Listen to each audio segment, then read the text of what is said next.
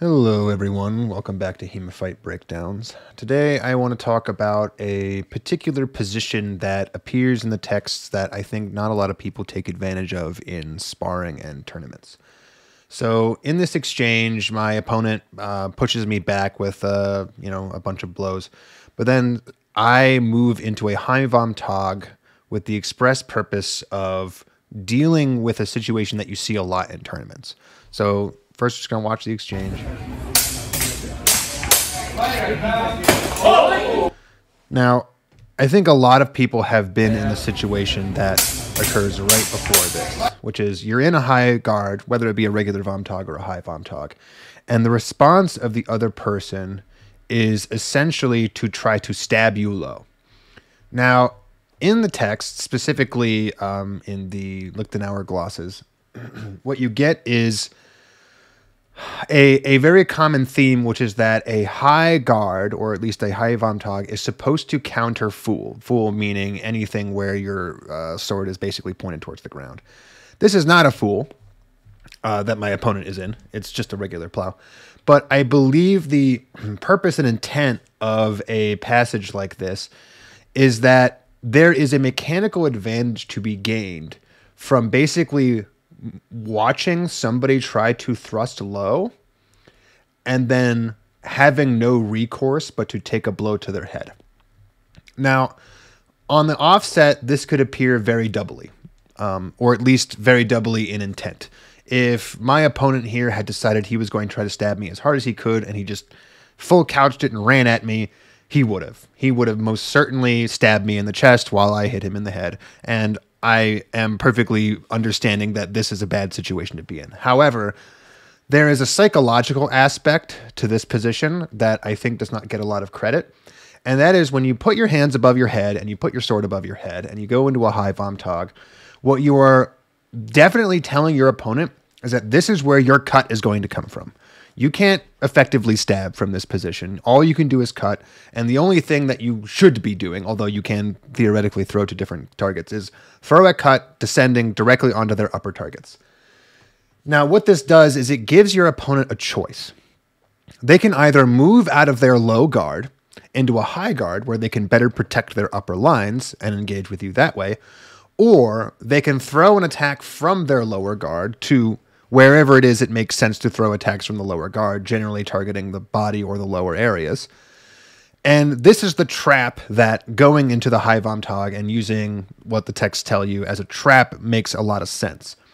If I go into this position, into my high guard, and I know that my opponent has a choice, I've forced him into what you guys could call like a decision loop, where he has to make a decision either to change his guard and engage with me on the fight that I want to have, which is up here, or he's going to go in low. And that's obviously going to be the more common answer. What you do in this situation is you wait for them to come forward with any sort of attack. You go backwards very, very quickly, and you try to void your target as best you can. And there's a good reason for this. And the first is that whenever someone's coming forward with a thrust, all of their forward momentum is first generated by the initial pieces of their step and the extension of their arms. If you look at it that way, if you go back to where we are here, look at the distance the sword travels in the first couple frames, wait till it gets to about here. And now that the opponent is at full extension, watch how little it travels after that. It is very, very difficult once you are at your full extension and you've started your step to continue to keep your forward momentum adequate to land a proper thrust. Which means that as the person who's standing up in the high vom tog over here, you can take advantage of this by moving backwards with a similar amount of speed that someone moves forward, dodge that first bit of scariness where the forward momentum is strong, and then take advantage of this slow, lumbering portion of the stab to deliver your cut with an amount of safety. Now, the other thing here is that the second most people realize that their stab's not going to land, or it's just not really going to quite make it very well, there's another choice that happens here. From this position, most people will not simply double down and try to finish the stab at all costs. Some people will, but most people will not. And what they will do is exactly what my opponent does here, which is try to drive their hands high into a hanging parry or an ox in order to protect themselves from the blow that's already coming. And this is, again, an ideal position for the person who is throwing the downward cut, because what they know is that by winding up into an ox, it's very unlikely they'll be able to pull their hands back far enough from their full extension to properly catch, wind, and thrust out of this position, especially while moving forward with momentum. Which means that the only block they can throw that has a chance of actually working is this hanging parry. And they've done so halfway through a movement, which means they have very little space and time to throw it up effectively.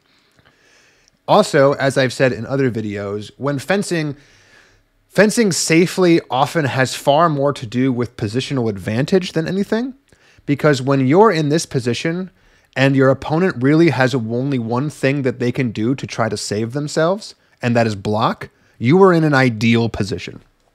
Because if your opponent only has one thing that they can do, and that one thing is not attack and not hurt you, then that's the only time you can be sure that an after blow is not going to hit you simultaneously, or any attack is not going to hit you simultaneously.